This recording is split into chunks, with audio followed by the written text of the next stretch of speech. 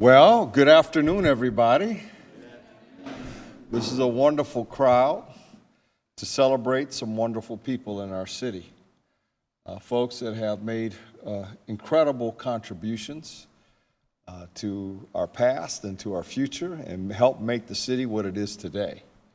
And I want to congratulate Joe F. Carr and Mary Lazarus and induct them today into the City of Columbus Hall of Fame. You have to be really special to get in the Hall of Fame. And we have two special people here today. And I'm proud to bring them in. I've had the pleasure of bringing in several over the years. And it is always a unique and wonderful occasion for the city when we can recognize those who made such tremendous contributions. So Joe F. Carr and Mary Lazarus truly embody the qualities the Hall of Fame represents. Let me tell you a little bit about the inductees today. Joseph F. Carr was born in Columbus in the month of October, 1879, the son of Irish immigrants. And it was from Columbus that Joe F. Carr served as the president of the NFL. For those of you who do not know what the NFL is, it's the National Football League. Now, I'm reminded of that every Sunday afternoon, Thursday, Monday, I think almost every day now. It's on TV. And he was there for 18 years, president of the NFL for 18 years until his death in 1939. He helped professional football become a more stable and respected sport in the eyes of the public and the media.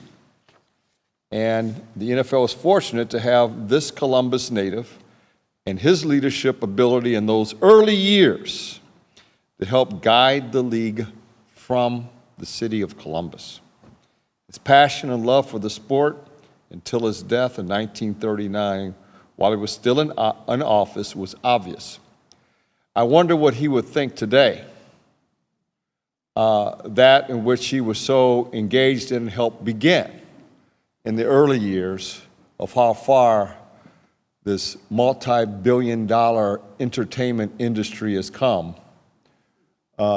from in those days when they didn't wear face masks.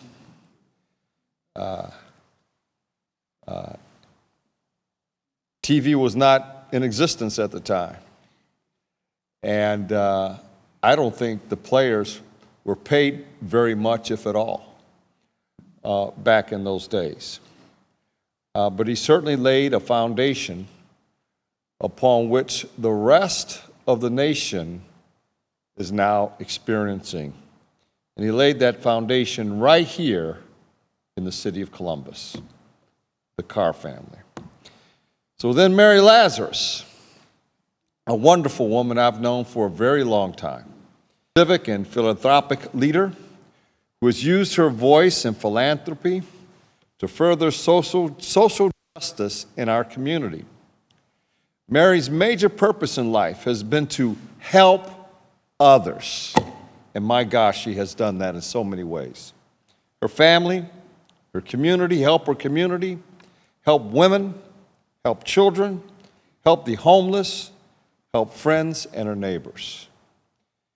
She has provided leadership and vision to the Children's Defense Fund, providing a voice for the needs of our children. A past president of Action for Children, an agency whose services expand quality and affordable child care in Columbus. Mary has spent her life as a community advocate, dedicating herself to advancing social justice and equal rights for all. Her commitment to volunteerism, human rights, and social services has helped shape Central Ohio and impacted our growth immensely. I am deeply grateful for your service to our city, and all of our citizens are deeply grateful to you. You're a marvelous person, absolutely marvelous person, and I hold you up, and our citizens hold you up for being the model that we all look up to. Service and volunteerism mean so much. And so before I go forward, I want to acknowledge Hugh Dorian, who is here. Mr. Dorian, if you could please stand. In fact, if you could please come forward and sit up here. You're a former. You are in the Hall of Fame yourself. So come on up, please, if you could, if you don't mind.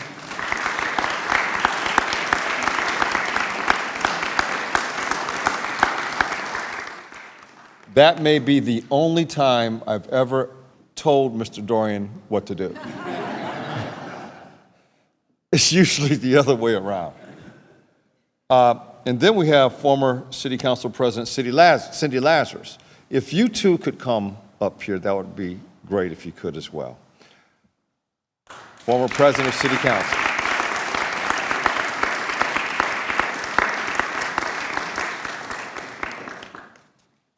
And I also have here Fran Ryan, who I will ask to say a few words later on. So if I could introduce Joseph Carr the Fourth, right? The great-grandson of Joe F. Carr. Good to meet you. Thank you very much.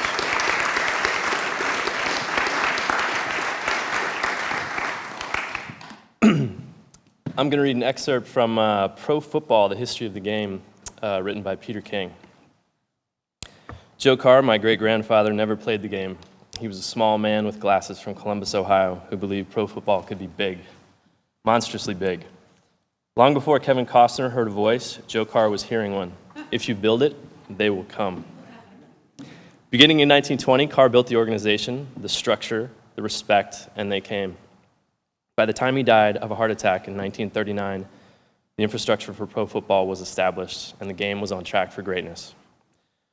Carr was a semi-pro football team manager in Columbus in 1919 when he began pressing the barnstorming teams to unite, to quit roaming from town to town, and form a major league with proper schedules and contracts for players. He pushed for a meeting in Canton, Ohio in September 1920, which most of the major pro football figures of the day attended. Curly Lambeau from Green Bay, George Halas from Chicago, and Jim Thorpe from Canton. They formed the American Professional Football Association, and they asked Carr to be president. He said, "No, I'm an unknown." He pushed Thorpe for the job, and the owners agreed. A year later, Thorpe gave way to Carr, who changed the league's name to the National Football League, which we're all familiar with, in 1922, and he drew up a standard players contract to give the league stability. In the beginning, pro football was pretty much a catch-as-catch-can operation, George Halas recalled years later. A guy would be on your team one week, playing against you the next. Ask him why, and he'd say, because they offered me $5 more. Before Joe came along,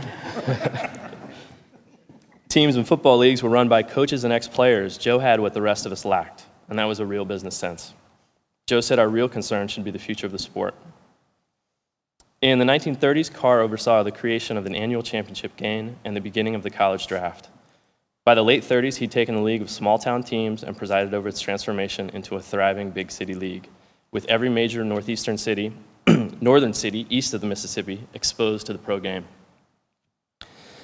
In 1934, club owners gave Carr a 10-year contract, which he never got to fulfill. In the last NFL game before his death, though, the sport proved it was well on its way to greatness, with over 48,000 watching in the Polo Grounds and Packer legend Don Hutson keying the Green Bay Air game. The Giants survived a late scare to win the 1938 NFL championship game, 23-17. Big crowds, big names, big city champions. Carr kickstarted the NFL to where it is today.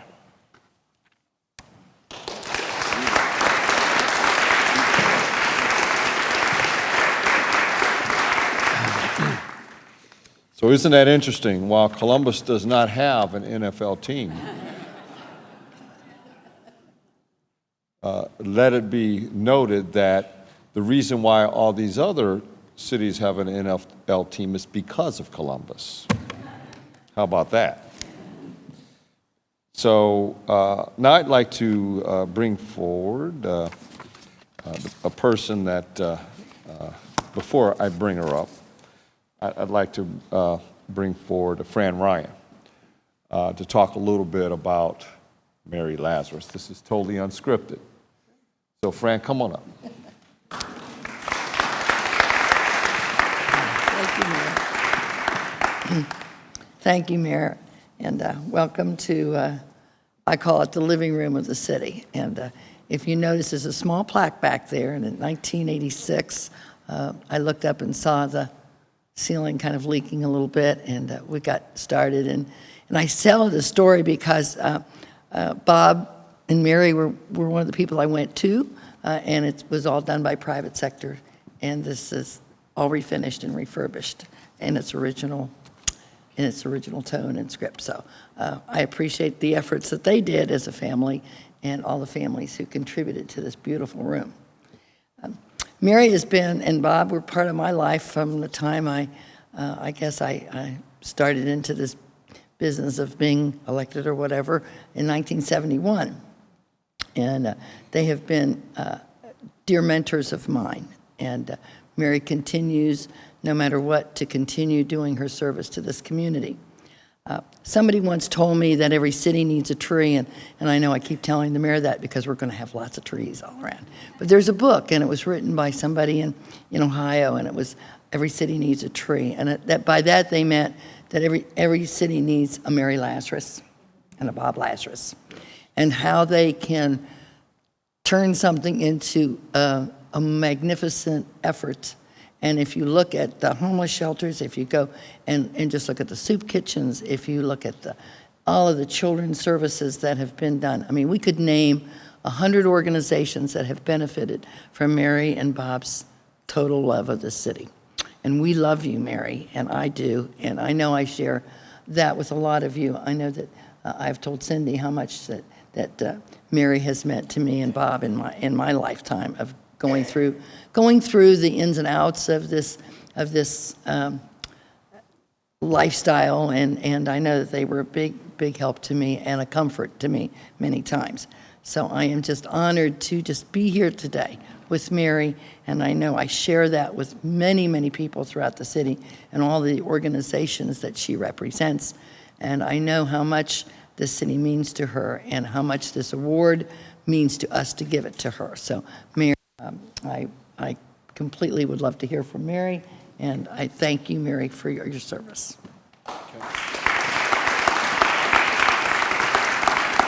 I might add that Fran Ryan is a member of Columbus City Council, just appointed not long ago. So if we could have a warm welcome and applause for Mary Lazarus.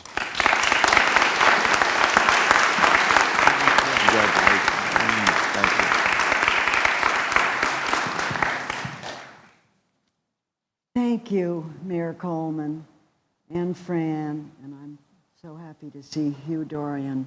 You were one of Bob's absolute favorite people. And Cindy, of course. Aren't we fortunate? I mean, Columbus is such a wonderful city, and it's because we've had such good leadership and such responsible leadership, and all of these four people have contributed enormously to that. I had a nice experience the other day. I was coming back from New York, and I was at the airport checking my bag, and the person who was checking the bag said to me, "Oh, where are you going? Where are you from?" And I said, "Columbus." And he said, "I have a 2-year-old child, and I understand that Columbus is the best place to bring up a family, and I am really considering moving to Columbus." So I just thought that was such a nice, and I said, "You do it, because it is the best place," and the changes that I've seen over the years. It's really such an honor to be inducted into the Hall of Fame. I did look through the list of people who have been inducted in over the years, and it is mighty impressive. There are not too many women, so I'm very happy. There's some. There are some of them, the women, I think 3 of them were Miss Americas. I don't fit that category very well. Some of them are athletes. I certainly don't fit that category. And some are entertainers, so I don't fit that either.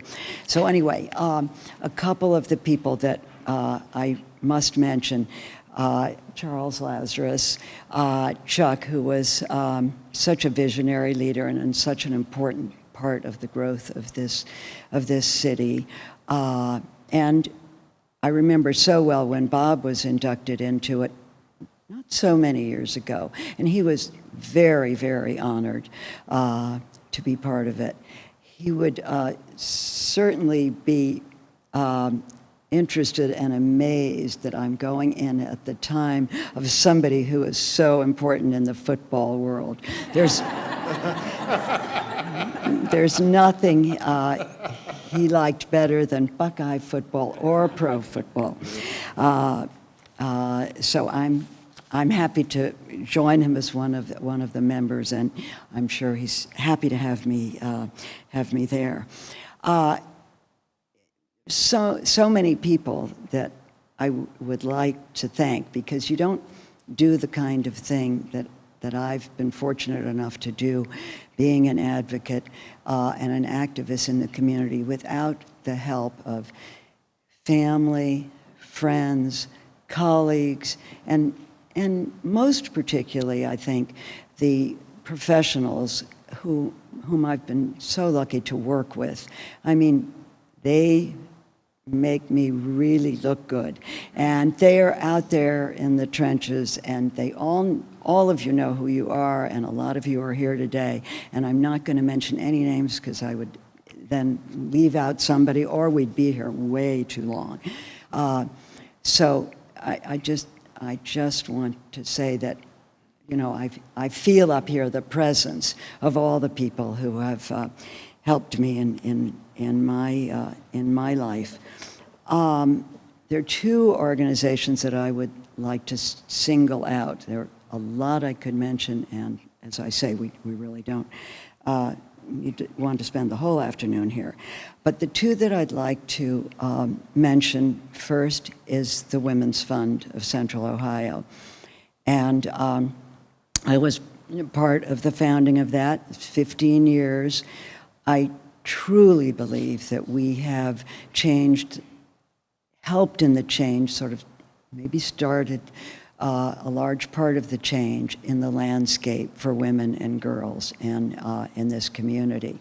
And we've grown tremendously. There is still a whole lot to do.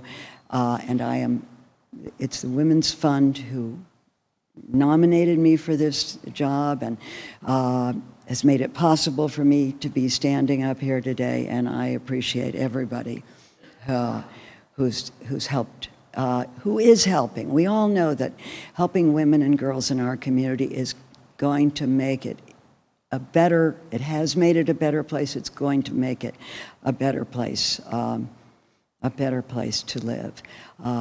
So I'm very, very proud and humbled that they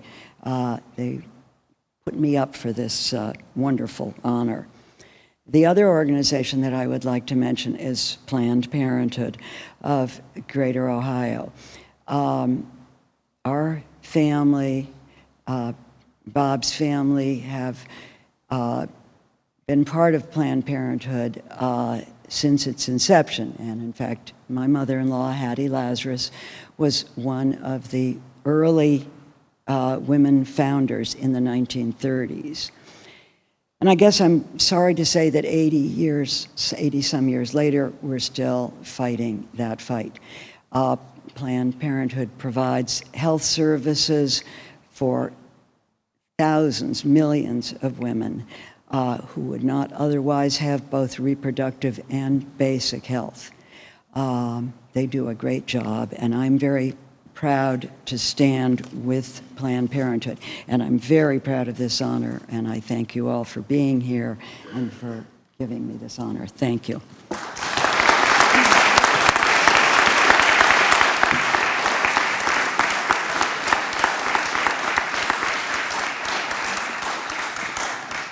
So if the, did I say great-grandson or grandson?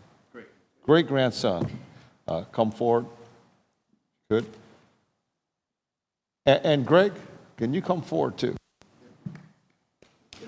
Yeah. Yeah? Yeah. Come on. There's room up here. Yeah, plenty of room. From this point forward, Joseph F. Carr is now a Hall of Fame inductee, well-deserving.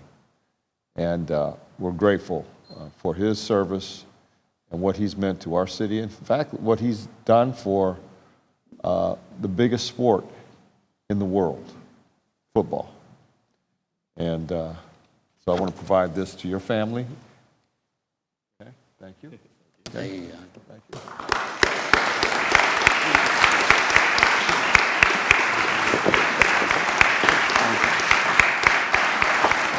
Mary, if you could please come forward. I feel like this is a wedding ceremony. Yeah, you got the Carr family and the Lazarus family over here, and they come. I want to, from this day forward, induct you into the Columbus Hall of Fame. We're so proud to have you there.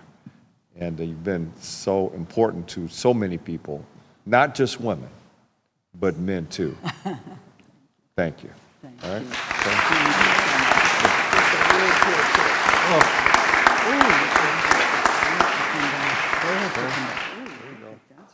you. I didn't know this about this, so here we go. Surprise. There you go. There you go. Thanks for telling me about that. Okay. Thank you. Thank you so much. Thank you. All right. So what happens now? We go downstairs. So thank you all for coming. The induction is concluded. Now, having said this, as we move forward, we have, we're going to create a hallway in the city.